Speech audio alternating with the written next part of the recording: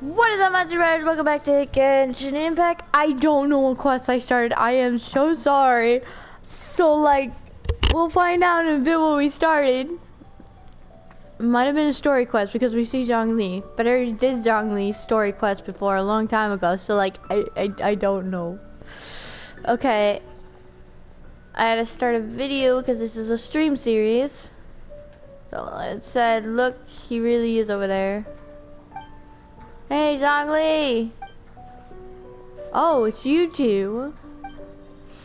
We came to ask you about something. Would you mind waiting for a moment? I'm currently in the middle of something. What are you busy with? Speaking of which, to think you managed to return so quickly. What speed? Oh, wait a minute. I think this is the walk-in leeway quest. Like, after the, you know, the main event, the main event, the Perilous 12. This is the walk-in leeway because I got this after I finished the story quest part. Okay, I know what this is. I think. Zhongli, are these your friends? They often come here to look for you. Yes, they are old acquaintances of mine. I thought it said odd. Splendid. Since you two are also here, could you help me persuade Zhongli to sell his archaic stone, please? Archaic stone? What should you want one of those for? Do you not know? Archaic stone is highly sought after another. It's not even a matter of price, for there is barely a supply on the market. I was telling stories as usual today, and Zhongli dropped by as usual too. Somehow we talked about Through the Eyes of a Dragon, one of my finest works, if I do say so myself. Oh, you mean that story. I love to go back over it from time to time. It's a good one, isn't it? Zhongli also says that my storytelling is superb. At first I thought he was just an erudite gentleman and knew a lot about folk culture, but as it turns out he's also well versed in history and mythology. So now I often trouble him with the various questions I've got. The pleasure is all mine. Don't be so modest. You've helped me a lot, but come to think of it, the act of chatting is pleasurable only because you're talking to the right person, Zhongli. For instance, is a good chatting companion with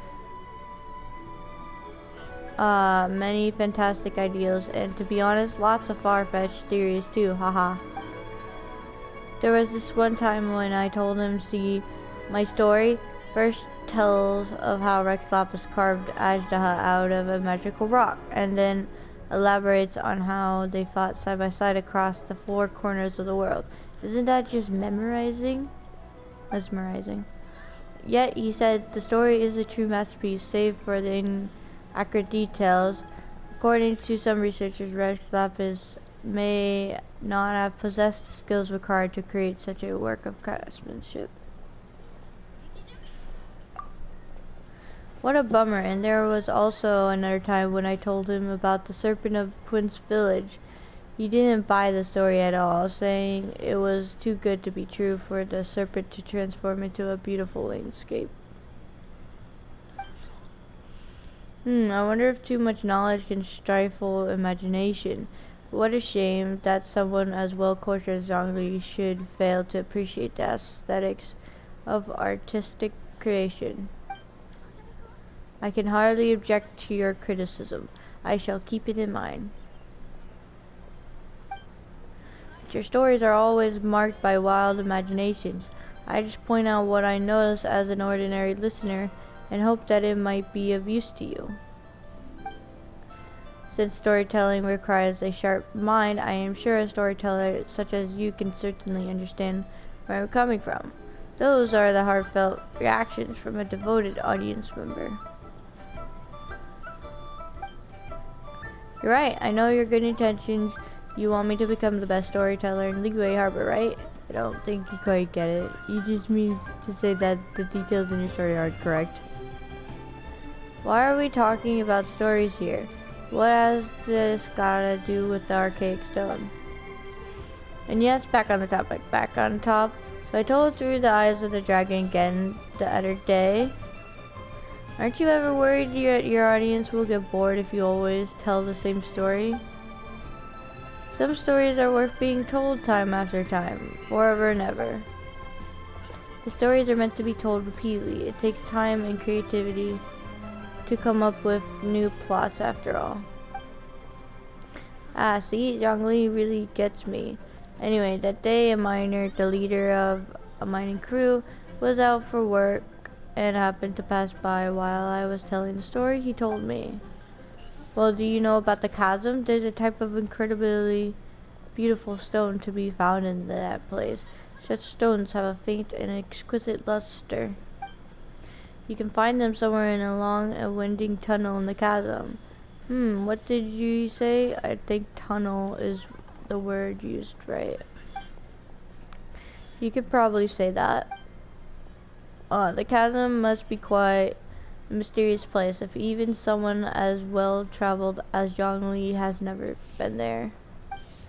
I guess that's got to be because no one was allowed to go in until recently when mining operations resumed, and I only heard about that from others. And yes, indeed. The miner said that the stone springs forth within a tunnel. No one knows who built it. All they know is that the tunnel meanders forward as if created by some dragging something colossal down. The sheer view of it's most awe-inspiring, apparently. She said that the place might have perhaps been an ancient battlefield. Some say. But who fought there, we may never know. So I thought the Rex Lapis and Ajaha could have fought there. Actually, I've been working on a new story lately. It'd be nice if I could put this plot into it. So I invited Zhongli over to ask for his ideas, and to my surprise, he is in possession of an archaic stone. He said he bought it from a merchant at the market. He's got good taste, and he wouldn't miss a true treasure. I was thinking that the stone could make an ideal testament to my story. So if Zhongli doesn't object, I'd like to purchase the stone as a memento. Zhongli, are you really gonna sell him the stone? Yes, Tian is an ingenious storyteller, and I enjoy his stories very much. It's my pleasure to be able to contribute to this creation. That said, if I sold him the stone, it would undermine the credibility of this story. As we have discussed before, Rex Lapis sealed Ashaha underground. According to experts, there are many caves and mining tunnels in the chasm. It would be a constant disturbance to people there if Ashaha really was sealed there. Would Rex Lapis not have considered that? That makes sense. Right, Rex Lapis wouldn't have done something so careless. Yep, that's a good point. Sorry, to be honest, I wanted to exchange my favorite folding fan for Zhongli's archaic stone. A folding fan for an okay. Yeah, definitely fair. There's an illustration on it. I love to have this fan in hand while telling through the eyes of the dragon. Upon it is drawn a dragon soaring into the skies, its body free to roam the world and its spirit unbound to aim high. It's an inspiring view.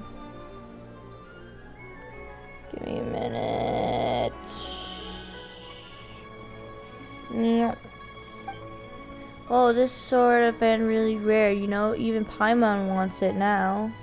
Give me a minute.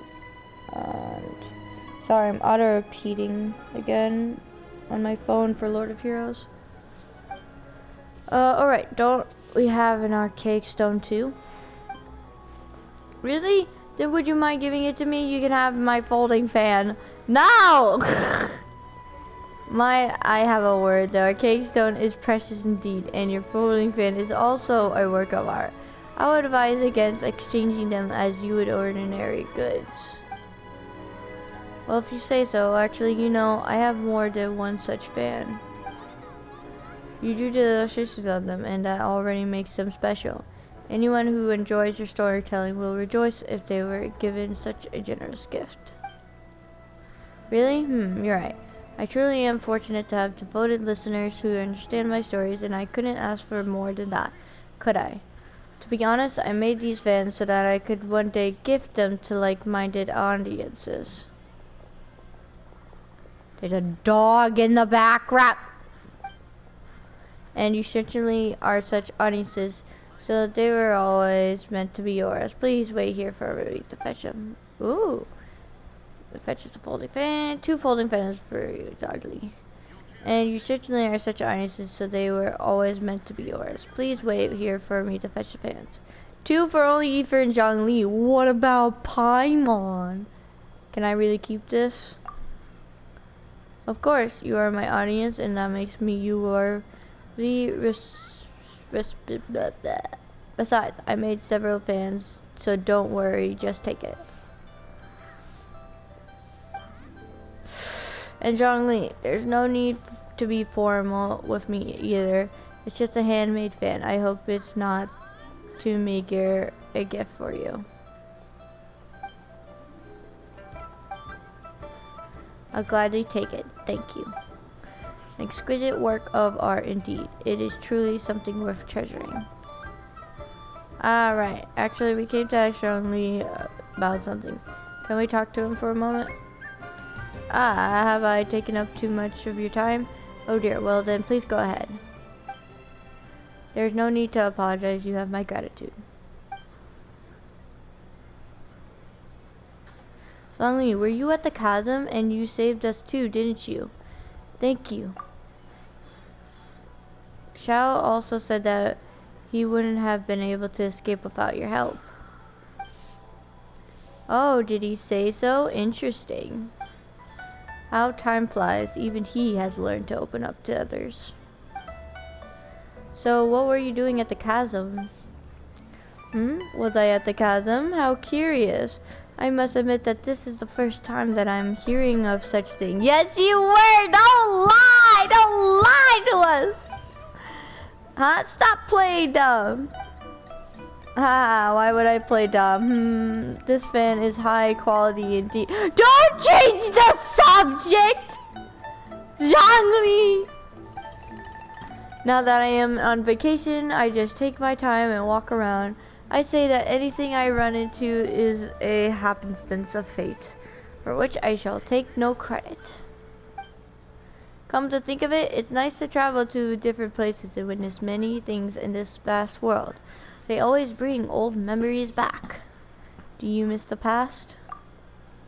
Not at all. I'm immortal now, and being mortal means living in the present. Immortal. A dragon soaring into the skies, its body free to roam the world, and its spirit unbound to the aim high.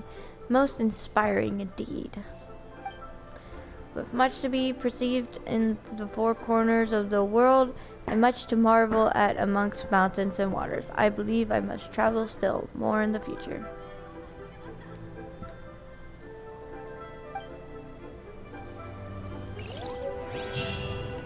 Is that it? The tales behind the fan? That's it for the quest! We finish it!